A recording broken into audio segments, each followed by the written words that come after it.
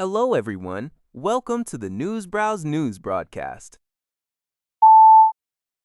NHK reports that Tokyo Electric Power Company, TEPCO, has successfully resumed the cooling water system for a nuclear fuel storage pool at its Fukushima Daini nuclear plant. The cooling was temporarily suspended around 3 p.m. on Sunday due to a malfunction in the primary pump responsible for circulating water in the number 1 reactor's storage pool. The Daini plant, currently undergoing decommissioning, is situated approximately 12 kilometers south of the Fukushima Daiichi plant, which experienced reactor meltdowns in 2011.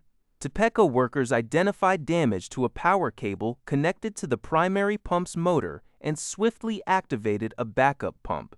Cooling was fully restored shortly before 11 p.m. on Monday.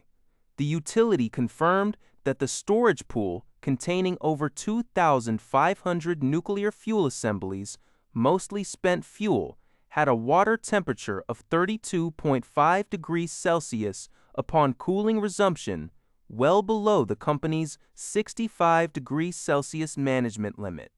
TEPCO soars that there has been no discernible impact on the external environment, with radiation levels remaining stable at monitoring posts.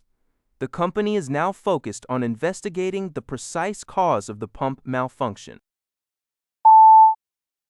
According to Linha Zabao, United States President Donald Trump's Peace Committee has demanded that Hamas finalize a demilitarization agreement for the Gaza Strip by this weekend. 4 diplomats familiar with the negotiations revealed that representatives from the Peace Committee and Hamas are expected to meet in Cairo on Tuesday to reach a final agreement. The New York Times, which first reported the story, cited an internal Israeli Peace Committee document, confirmed by 2 officials, stating that if Gaza is demilitarized, Israeli forces would withdraw from most or all of the territory. Israel would also lift long-standing restrictions on vital supplies entering Gaza, grant amnesty to militants, and provide temporary housing. However, Hamas has rejected the plan, with its military spokesman Obeida stating that they would not make concessions at the negotiating table that the Israeli army failed to achieve on the battlefield. Hamas leaders also protested Israel's failure to adhere to the October 2025 ceasefire agreement, particularly regarding the insufficient entry of humanitarian aid and commercial goods into Gaza. NTD News reports that the head of Taiwan's opposition Kuomintang, KMT, party is undertaking a rare visit to Beijing, labeled a peace mission, with a potential meeting with Chinese leader Xi Jinping. The primary goal of this trip is to ease the escalating tensions across the Taiwan Strait. This diplomatic effort comes at a critical time when Taiwan is experiencing increased military pressure from mainland China, alongside deepening political divisions domestically regarding defense spending and its relationship with Beijing. Concurrently, China has implemented an unusually long 40-day restriction on a vast stretch of offshore airspace across parts of the Yellow Sea and East China Sea.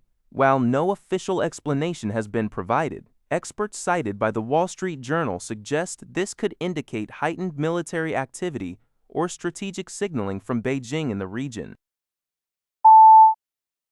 According to Yonhap News Agency, the Korea Development Institute, KDI, a state-run think tank, has issued an explicit warning that the South Korean economy is facing heightened downside risks and inflationary pressure.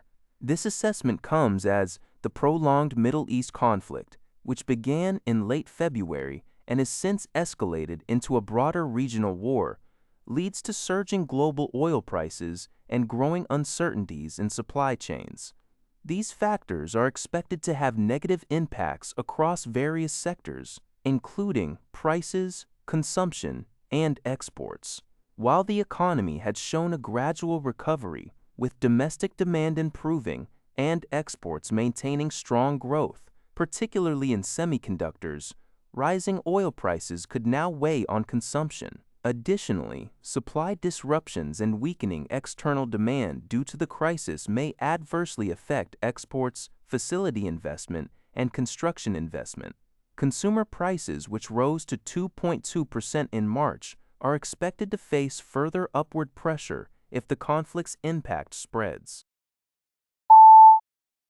The Israel Defense Forces released a video on April 6, published via AP and reported by Yahoo News, showing Israeli military aircraft attacking helicopters at Tehran airport. According to a statement by the Israeli military, the Air Force completed a large-scale series of airstrikes on the night of April 6, aimed at degrading the capabilities of the Iranian Air Force and the Islamic Revolutionary Guard Corps (IRGC) Air Force. Dozens of Israeli Air Force fighter jets reportedly attacked 3 airports across Tehran: Bahram, Mehrabad, and Azmayesh, striking numerous aerial assets, including aircraft and helicopters, as well as other military infrastructure. This operation follows an earlier statement by Defense Minister Katz, who revealed that Israel had attacked Iran's South Pars petrochemical plant in Esalouye. That March attack on the South Pars facility had previously triggered large-scale Iranian attacks targeting oil and gas infrastructure throughout the Persian Gulf Arab states.